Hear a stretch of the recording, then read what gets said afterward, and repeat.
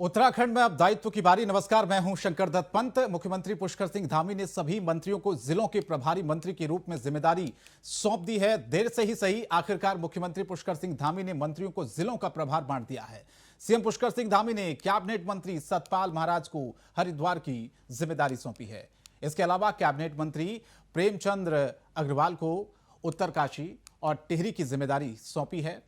Cabinet मंत्री गणेश जोशी को उधम सिंह नगर की जिम्मेदारी सौंपी गई है। इसके अलावा कैबिनेट मंत्री डॉक्टर धन सिंह रावत को अल्मोड़ा और चमोली जिले की जिम्मेदारी सौंपी गई है। साथ ही आपको बता दें कि कैबिनेट मंत्री सुबोध उनियाल को देहरादून का प्रभारी बनाया गया है। तो ये प्रभारी बनाए गए हैं अलग अलग जगहों के। इसके अलावा रेखा आर्य की बात करें तो कैबिनेट मंत्री रेखा आर्य को नैनीताल और चंपावत का प्रभारी मंत्री बनाया गया है। तो ये अलग अलग प्रभारी जो मंत्री हैं वो बनाए गए हैं मुख्यमंत्री पुष्कर सिंह धामी की तरफ से। डॉक्टर धन सिंह रावत आपने देखा, रेखा आर्य का हमने आपको बताया। इसके अलावा कैबिनेट मंत्री चंदन राम दास को पिथौरागढ़ और पौड़ी का प्रभारी मंत्री बनाया गया है। इसके अलावा बात की जाए सौरभ बहुगुणा को, तो रुद्रप्रयाग और बागेश्वर का प्रभारी मंत्री बनाया गया है। प्रभाग सौंपने के बाद जल्द ही मंत्री जिलों के दौरे पर भी जाएंगे। इससे जहां एक तरफ जिलों में जिला योजना समिति की बैठक हो पाएगी, दूसरी ओर मंत्रियों के जिलों में प्रवास होने से योजनाओं की समीक्षा भी हो पाएगी। अब कांग्रेस और आम आदमी पार्टी ने सरकार पर निशाना साधा है। विपक्ष का कहना है सरकार हर अच्छे काम में देरी कर देती है, जिससे विकास की रफ्तार तो धीमी हुई ही, साथ ही आम जनता को भी परेशानी का सामना करना पड़ा। सबसे पहले आपको सुनवाते हैं इस मुद्दे पर किस तरह से सियासत शुरू हो चुकी है।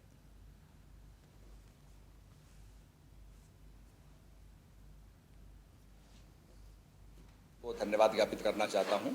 उन्होंने मुझे हरिद्वार का प्रभार दिया और हरिद्वार में महत्वपूर्ण कार्य हमको करने हैं।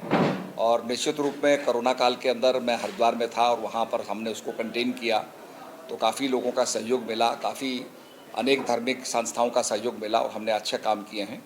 अब भी अच्छा काम करेंगे, ये मैं आशा करता हूँ कि सबका सहयोग मुझे। सरकार अब जाग रही है और अब भी कुछ जगह पर आप देख रहे होंगे प्रभारी मंत्रियों का इनके विधायकों द्वारा स्वयं में विरोध हो रहा है। पिछली बार भी हुआ था, अब की बार भी हो रहा है। और ये कितना काम कर पाएंगे, कितनी सजगता ये रखेंगे, कितनी सतर्कता ये रखेंगे। और इन्होंने खुद ही नारा दिया था कि 100 दिन के अंदर हम गवर्नमेंट की, सरकार की प्राथमिकता को दर्शाएंगे और एक विकास का एजेंडा आपके सामने लाएंगे। 100 दिन तो पूरे हो रहे हैं इनकी सरकार को, लेकिन सरकार ने कहीं कोई ध्यान नहीं दिया। अब जागे हैं, देखते हैं ये कितना काम करते हैं। 3 महीने से प्रभारी मंत्री नहीं बन पाए थे, इसलिए पूरा विकास रुका हुआ था। और अब उम्मीद है कि देर से ही सही, लेकिन अब जिला योजना जैसी महत्वपूर्ण समिति की बैठक हो पाएगी, खनन न्यास की बैठकें हो पाएंगी और जिले में विकास के जितने भी काम हैं उनकी समीक्षा प्रभारी मंत्री के बन जाने के बाद हो। मंत्रियों को अलग अलग जिलों का प्रभारी बनाया गया है और अब बारी होगी दायित्व की। पिछले लंबे समय से विपक्ष भी इस मांग को उठा रहा था और अब ये मांग पूरी हुई तो विपक्ष ने एक बार फिर से सवाल इस पर उठा दिए हैं कि आखिर इतनी देरी क्यों हुई है। विपक्ष ने यह भी आरोप लगाया कि इसमें जनता के जो काम होने थे उसमें देरी हुई है और दरअसल बीजेपी हर काम, अच्छे काम करने में बहुत वक्त लगा देती है, देरी लगा देती है। इसीलिए अब इस पर सियासत भी शुरू हो गई है, क्योंकि अलग अलग जगहों के जो प्रभारी मंत्री हैं उनको प्रभार दिया गया है। और इसमें अगर हम देखें विपक्ष की तरफ से अब इस पर भी सवाल उठाए जा रहे हैं और कहा जा रहा है कि भैया इतनी देरी आखिर क्यों हुई। 2 खास मेहमान मेरे साथ इस वक्त जुड़ रहे हैं। भारतीय जनता पार्टी से शादाब शम्स साहब प्रदेश प्रवक्ता हैं, बहुत बहुत स्वागत है शादाब जी आपका। इसके अलावा विशाल चौधरी हैं, आम आदमी पार्टी के प्रदेश प्रवक्ता हैं, बहुत बहुत स्वागत है आपका। मेरा सवाल विशाल जी आप ही से है, क्या समस्या क्या है? पहले आप लोग कह रहे थे कि भाई सरकार देरी कर रही है, प्रभारी मंत्री नियुक्त नहीं किए जा रहे हैं, इससे समस्याएं आम जनता को हो रही हैं। अब प्रभारी मंत्री नियुक्त कर दिए हैं मुख्यमंत्री की तरफ से अलग अलग जिलों में, किसको क्या प्रभार दिया गया, किसको क्या जिम्मेदारी दी गई है, इसमें भी अब दिक्कत है क्या किसी तरह की? अब तो आपको स्वागत करना चाहिए इसका। देखिए, निश्चित रूप से हम इस निर्णय का स्वागत करते हैं, लेकिन कहीं ना कहीं जिस प्रकार से लापरवाही और विलंब इस निर्णय के संदर्भ में भारतीय जनता पार्टी की सरकार के द्वारा किया गया, वो कहीं ना कहीं दुर्भाग्यपूर्ण है। आप समझ सकते हैं कि पूर्ण बहुमत से सरकार आने के बाद भी हमारे राज्य के मुख्यमंत्री स्वयं को निर्वाचित करने के लिए उन्होंने 6 माह खराब कर दिए। अगले 4-5 माह उन्होंने पूरा अपना चंपावत चुनाव के दृष्टिगत पूरी ये भूमिका बनाने में निकाल दिया कि मैं पहले कैसे निर्वाचित होकर मैं अधिकृत रूप से स्थायी मुख्यमंत्री का मुझे मिलता है। और कहीं ना कहीं ये जो काम आरंभिक दौर में होने थे वो विलंब इसीलिए हुआ है क्योंकि पहले हमारे राज्य के जो मुखिया हैं उन्हें अधिकृत रूप से अपना स्थान बचाना बहुत ही महत्वपूर्ण हो गया था। और मैं समझता हूँ कि निश्चित रूप से काम की बात जब की बात होती है तो भारतीय जनता पार्टी हमेशा देर करती है। विषयों से भटकाने की बात हो या मुद्दों को डिरेल करने की, डाइवर्ट करने की बात हो तो भारतीय जनता पार्टी निश्चित रूप से इसमें एक बढ़िया परफॉर्मेंस देती है। लेकिन जब काम करने की बात हो तो जो भी योजनाएं होती हैं भाजपा की वो देर से आती हैं। और मैं समझता हूं कि अब उत्तराखंड की जनता ने जो मैंडेट दिया था उस मैंडेट पर कहीं ना कहीं मोहर लगाने का समय बीजेपी के मंत्रियों को और बीजेपी की पूरी कैबिनेट के पास है। अब आपको अपने मैनिफेस्टो पे काम करके दिखाना होगा। अगले जो 3 से 4 महीने का वक्त है उसमें कहीं ना कहीं प्रत्येक जिलों के जो आम नागरिक हैं उत्तराखंड के वो ये अपेक्षा करेंगे कि निश्चित रूप से अब जो जिला योजना समिति की बैठकें, अनुसंधान समिति की बैठकें होंगी उनमें उनके क्षेत्र में जो विकास के बजट रुके हुए थे या जो योजनाएं रुकी हुई थी वो गति प्रदान होगी। तो मैं समझता हूं कि ये एक अग्नि परीक्षा भारतीय जनता पार्टी के लिए भी होगी। और कहीं ना कहीं अब एक आपसी द्वंद्व भी भाजपा में देखने को मिलेगा कि भाई स्थानीय विधायकों को भी आप इस भूमिका में कैसे सम्मिलित करें। क्योंकि मैं समझता हूँ सदन के पटल पर सीमांत जिलों के कई मुद्दे आते हैं लेकिन वो मात्र कुछ कैबिनेट मंत्रियों के इर्द गिर्द घूम के रह जाते हैं। मैं एक सुझाव भी देना चाहूंगा कि भारतीय जनता पार्टी के मुख्यमंत्री को हमारे धामी जी को मैं कहना चाहूंगा कि भाई इस योजना में जब भी आप जिले के जो प्रभारी मंत्री नियुक्त कर रहे हैं तो निश्चित रूप से स्थानीय नेतृत्व को सम्मिलित करें और स्थानीय जो पक्ष है उसको गंभीरता से सुना जाए। ठीक है शादाब जी, मैं आपके पास आऊं उससे पहले मेरे साथ सुरेंद्र अग्रवाल जी भी शायद जुड़ चुके हैं इस वक्त कांग्रेस पार्टी। सुरेंद्र जी, आपको मेरी आवाज आ रही है? जी हाँ, बिल्कुल आ रही है। धन्यवाद आपका। सुरेंद्र जी, जो ये प्रभारी मंत्री नियुक्त किए गए हैं इसमें कांग्रेस पार्टी को क्या समस्या है? आप लोग ये कह रहे हैं कि भैया बहुत देर हो गई है। देर से ही सही, किया तो सही ना, आप लोग शुरू से ये मांग उठा रहे थे।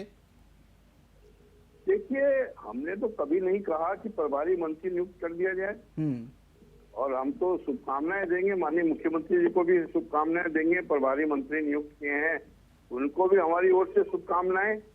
आपसे इतना याद दिलाना चाहूंगा कि पिछली भाजपा की सरकार जो थी प्रचंड बहुमत वाली सरकार, अब भी बहुमत वाली सरकार है। पिछली सरकार में भी प्रभारी मंत्री नियुक्त किए गए थे और अब माननीय मुख्यमंत्री जी धामी जी ने भी प्रभारी मंत्री नियुक्त कर दिए। पर ध्यान देने वाली बात ये है कि पिछली सरकार और अब की सरकार ने जो अपने बजट का जो पैसा होता है वो खर्च नहीं कर पाई।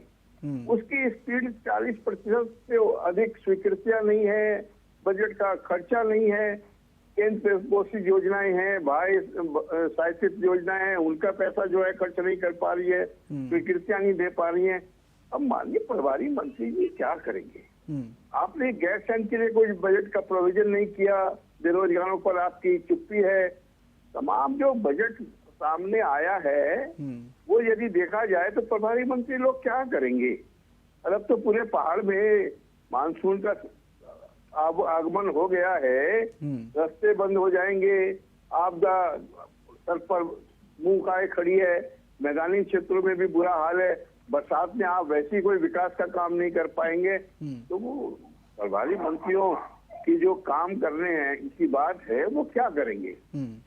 सामने प्राकृतिक जो है वो सामने खड़ी है, मानसून सामने आ गया है, क्या कर पाएंगे माननीय शादाब साहब? अब आप जवाब दीजिए दोनों का, विशाल जी का भी, सुरेंद्र अग्रवाल जी का भी। दोनों को आपने सुना, इसीलिए मैं आखिरी में आपके पास आना चाह रहा था। दोनों के सवाल भी हैं, कुछ उन्होंने जवाब भी दिए जो मैंने सवाल उनसे पूछे थे। अब जवाब दीजिए जो सुरेंद्र जी ने सवाल उठाया कि भैया सिचुएशन ऐसी है, मानसून का समय है, कैसे आप लोग काम कर पाएंगे, किस तरह से आपकी कार्य योजना होगी। और दूसरा सवाल वो ये उठा रहे कि बहुत देर आपने कर दी। विशाल जी ये कह रहे हैं।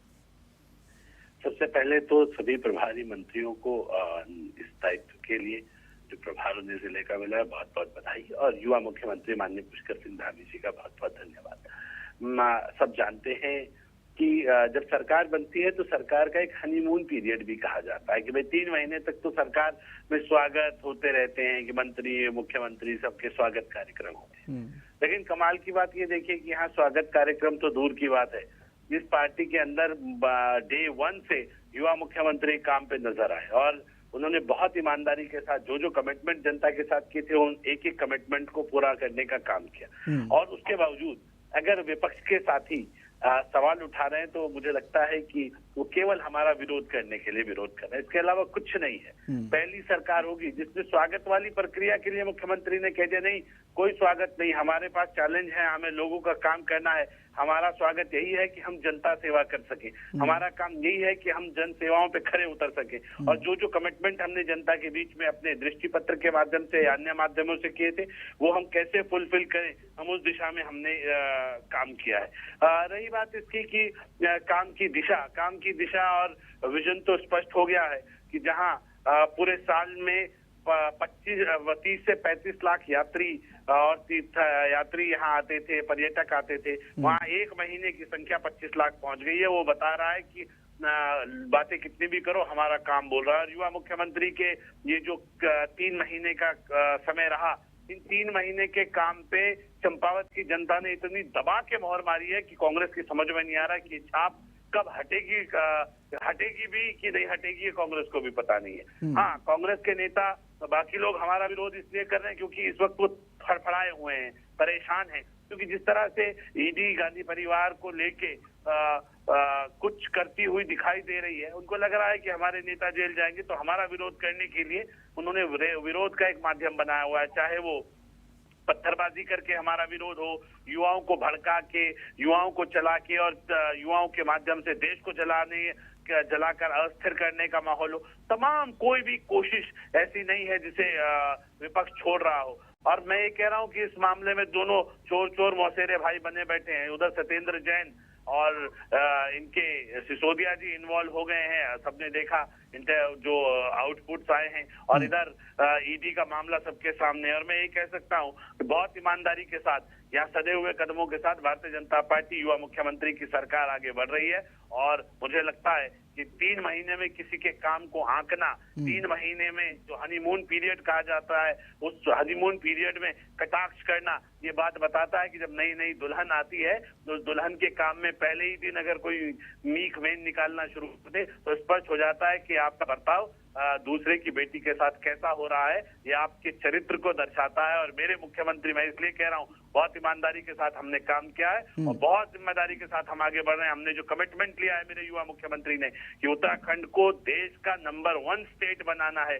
कम संसाधनों में जो मामला चल रहा था, हमने अपने संसाधनों को बढ़ाना है, अपनी इनकम्स को बढ़ाना है, और बहुत जल्द हम उस दिशा में बहुत पॉजिटिव आपको चीजें होती हुई नजर आएंगी। और मैं पूरी तरह से आश्वस्त हूँ कि डबल इंजन की सरकार का हमने वादा जो किया था, उस डबल इंजन की सरकार का दम अभी और दिखेगा। ये जो कॉरिडोर बन रहा है ये हमारा आर्थिक कॉरिडोर भी होगा। मुझे लगता है दिल्ली से यहाँ तक की 2.5 घंटे की दूरी ये बता रही है कि जब ये 2.5 घंटे की दूरी हो जाएगी तो हमारे यहाँ यात्री और पर्यटकों की संख्या और तेजी से बढ़ेगी। ठीक है अग्रवाल साहब, अब जवाब दीजिए आप। वो कह रहे हैं कि सहयोग करना पड़ेगा, आपको भी तालमेल बिठाकर चलना पड़ेगा और बहुत जल्दबाजी होगी किसी के काम को आंकना 3 महीने से पहले। समय तो दीजिए थोड़ा सा। शंकर जी मेरे तो बड़े प्रिय हैं सराब भाई, और इनपे कोई ऊर्जा कम है? ये क्या कम युवा हैं? ये तो बड़े ऊर्जावान हैं। तो मेरी बात जो है इसको विरोध के रूप में क्यों ले लिया? मैं तो मात्र इतना निवेदन किया, इतना आग्रह किया है कि अरे भाई अपने जो बजट है, आपने बजट इतना लंबा चौड़ा बना दिया, पिछला बजट आप खर्च नहीं कर पाए, आपके प्रभारी मंत्री कैसे खर्च कर पाएंगे? तो ये रास्ता बता दीजिए। हो सकता है कि सादाब भाई जो मेरे प्रिय हैं ये ज्यादा रास्ता दिखा देंगे प्रभारी मंत्रियों को। अरे युवा मुख्यमंत्री हैं, आप भी युवा हैं, आप भी ऊर्जा के पुंज हैं, आपके मुख्यमंत्री भी ऊर्जा के पुंज हैं। मात्र इतना जनता को बता दीजिए कि जब आपकी पिछली सरकार बजट नहीं खर्च कर पाई, अब बरसात में मानसून में कैसे बजट खर्च कर पाएंगे?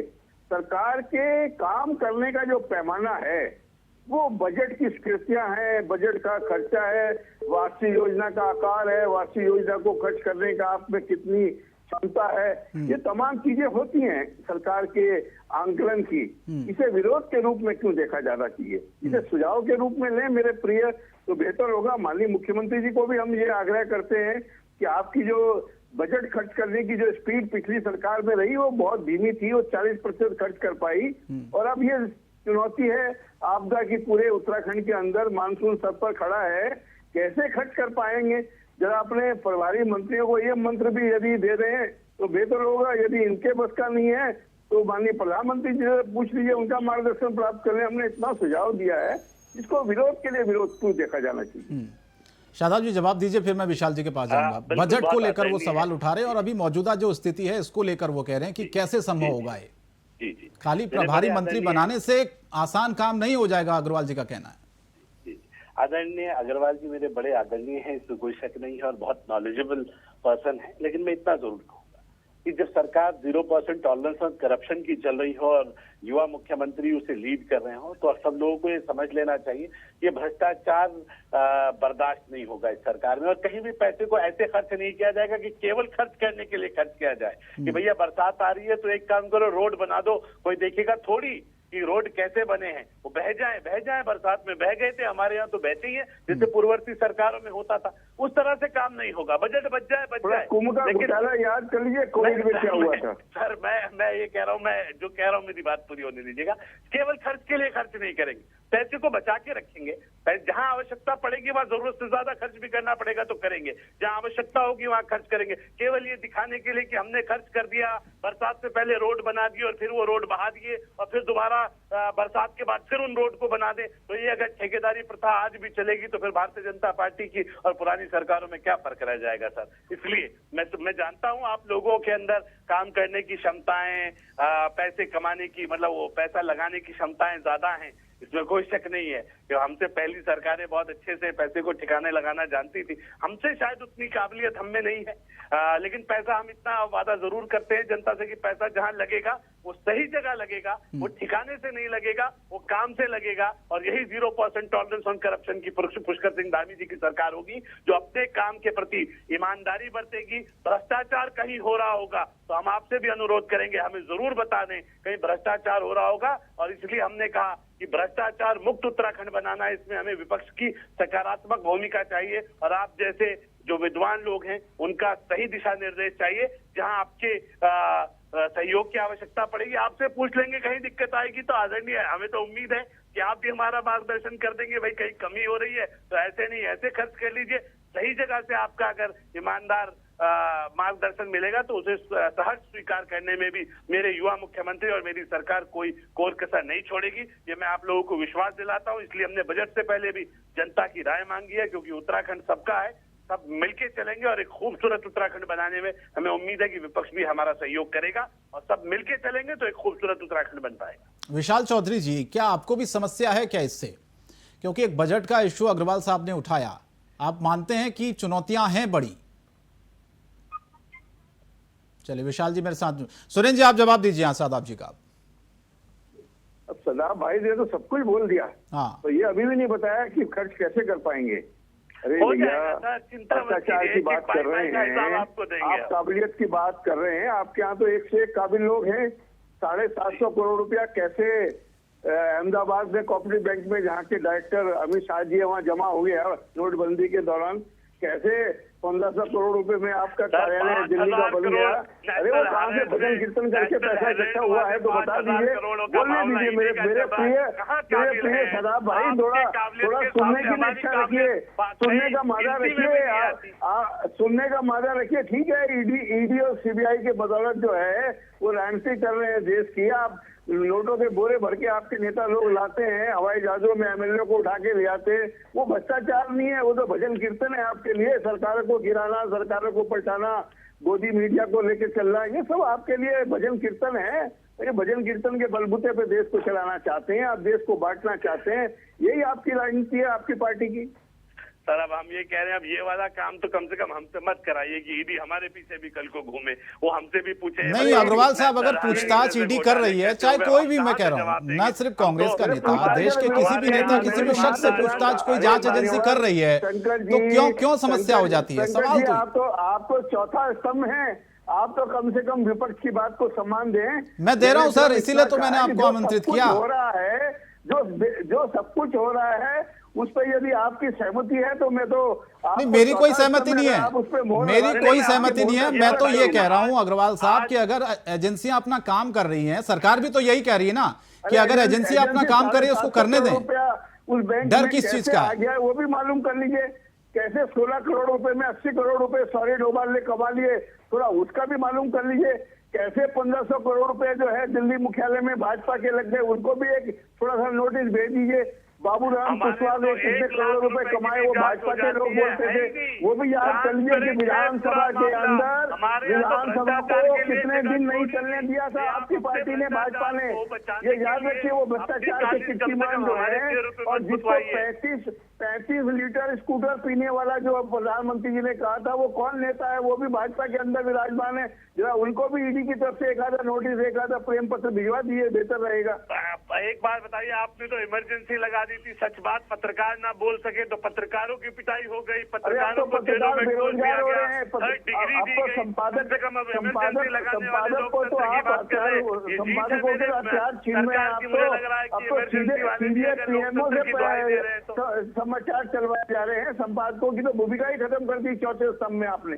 मतलब वो भूमिका क्या थी जब संपादकों को उठा के कूटा जा रहा था, 3rd डिग्री दी जा रही थी, अखबार बंद कर दिए गए थे, इमरजेंसी कैसा हाल था, जो मुखालिफ बात करेगा उसे जेलों में ठूस दिया जाएगा। उस काले अध्याय ये तो आप घोषित आपातकाल लगा दिया है भाजपा ने। मीडिया के लोगों को उत्तर प्रदेश में देखिए क्या हाल किया जा रहा है। यदि सरकार के खिलाफ दो लाइन अगर लिख देता है मीडिया का कोई साथी, वो जेल में बंद हो जाता है, उसको धंधा करके कपड़े उतार के पीटा जा रहा है। मध्य प्रदेश और उत्तर प्रदेश में ये सब कुछ मीडिया के साथियों के साथ हो रहा है, तो जरा देखिए उसके बारे में बताइए साथियों को। आदरणीय ये तो बता दीजिए, विशाल जी आपको मेरी आवाज आ रही है क्या? सोनिया गांधी और राहुल गांधी जी आदरणीय भैया विकास की बात करिए, भाई थोड़ा आइए विकास पे बात करिए, उत्तराखंड पे बात करिए ना जरा, थोड़ा साहस दिखाइए। उत्तराखंड के बारे में बात करिए। उत्तर प्रदेश में जो पत्रकारों को जेल में भेजा जा रहा है उस पर थोड़ा प्रकाश डालिए। अरे सुरेंद्र जी, चर्चा यहाँ हो रही है, आप कहाँ लेकर जा रहे हैं डिबेट को दूसरी तरफ? अरे आप देखिए, चर्चा उनको छूट दे रखी है संजय भाई। मैं तो सवाल बराबर पूछ रहा हूँ ना, आपने देखा मेरे को, मैंने तो कोई भेदभाव नहीं किया। अग्रवाल साहब, शादाब जी से भी कोई भेदभाव नहीं किया, विशाल जी से भी, आपसे, तीनों से बराबर मैं सवाल पूछ रहा हूँ। मैंने आपको पूरा मंच भी दिया, वक्त भी दे रहा हूँ मैं। अगर आपका भी कोई सवाल हो तो पूछिए, मैं तो कह रहा हूँ। नहीं शंकर जी, आप कोई कंजूसी कर रहे हैं, इतनी कंजूसी उचित नहीं है विपक्ष के साथ। नहीं, मैं तो आपको, अरे सर मैं मंच दे रहा हूं आपको, आपके सवाल मैंने लिए, आपको पूरा वक्त दिया। ये सवाल तो सत्तारूढ़ दल से पूछा जाना चाहिए। मैं पूछ रहा हूं ना शादाब जी से, आप ही का तो सवाल लेके जा रहा हूं उनके पास, वो किस तरह से पूछूं बताइए। शादाब जी बताइए, अग्रवाल साहब ये पूछ रहे हैं कि सेलेक्टिव कार्रवाई आप लोग कर रहे हैं, और ये आरोप भी वो लगा रहे हैं बार बार कि जांच एजेंसियों का गलत इस्तेमाल किया जा रहा है दबाव बनाने के लिए।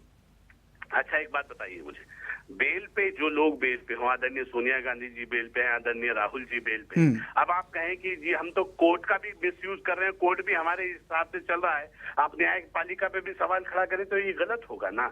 आप ये नहीं मान रहे हैं, आप ईमानदारी सच्चाई का सामना कीजिए ना। आप देखिए प्रभारी मंत्री कांग्रेस परिवार के फेवर में बैठना था, ईडी के विरोध में,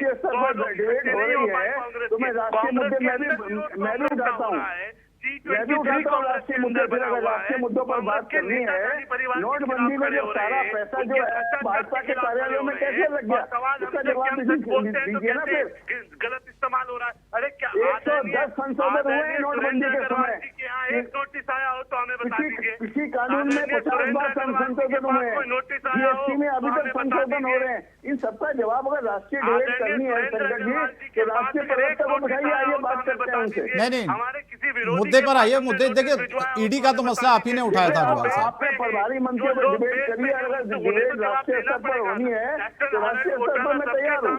और उसमें खरीदने वाले राहुल जी, बेचने वाले राहुल जी, अरे मान्यवर ये बताइए कि महाराष्ट्र में क्या कर रहे हैं आप, गोवा में आपने क्या किया था, अरुणाचल में आपने क्या किया था, उत्तराखंड में आपने क्या किया था। आप विधायकों को खरीद रहे हैं, सरकारों को गिरा रहे हैं, असहमति का स्वर आप सुनने को तैयार नहीं है। ये सब क्या है? पीछे चले जाइए, पूछिए जरा, पूछिए। हमारे यहाँ कभी सरकारें गिराई नहीं जाती, ये काम तो कांग्रेस अरे का था। आपने उत्तराखंड में जो नोटों के बोरे लेकर चार्टर प्लेन आए थे रात के अंधेरे में, वो सबने देखा। अरुणाचल में आपने क्या खेल खेला सबने देखा, गोवा में आपने क्या खेल खेला वो सबने देखा। अब महाराष्ट्र में आप नोटों के बलबूते पर सरकार गिरा रहे हैं, ये सारा देश देख रहा है, दुनिया देख रही है कि लोकतंत्र के प्रति कितना सम्मान है आपका, और सहमति के शोर के प्रति आपका कितना सम्मान है, पूरी दुनिया जानती है, दुनिया देख रही है। चलिए ठीक है, मेरे पास वक्त की कमी है। शादाब साहब और सुरेंद्र अग्रवाल जी, आप दोनों का बहुत बहुत धन्यवाद। माफी चाहता हूं, वक्त की कमी रहती है, इस चर्चा को यहीं विराम देना होगा। लेकिन सवाल यह था कि अलग अलग मंत्रियों को प्रभारी बनाया गया, अलग अलग जिलों का दायित्व अब बांटे जाएंगे, और साथ ही साथ आने वाले दिनों में कहा यह जा रहा है कि इससे विकास की रफ्तार तेज होगी। लेकिन विपक्ष ये सवाल बार बार उठा रहा है कि भाई इतनी देरी क्यों, अच्छे काम करने में दरअसल सरकार इतना वक्त क्यों लगा देती है। इसी पर अब सियासत भी उत्तराखंड में शुरू हुई है। आरोप प्रत्यारोप खूब एक दूसरे पर विपक्ष लगा रहे, लेकिन सरकार का साफ साफ एजेंडा है कि विकास की गति को तेज करना है और अगले 300 दिन का जो लक्ष्य रखा गया था उस लक्ष्य को भी पूरा करना है, और साथ ही साथ जो प्रभारी मंत्री नियुक्त किए गए हैं उनको दायित्व देने के बाद विकास की जो रफ्तार है दरअसल उत्तराखंड में और तेज होगी। फिलहाल बड़ी बहस में इतना ही, लेकिन इंडिया वॉइस पर खबरें जारी है। नमस्कार।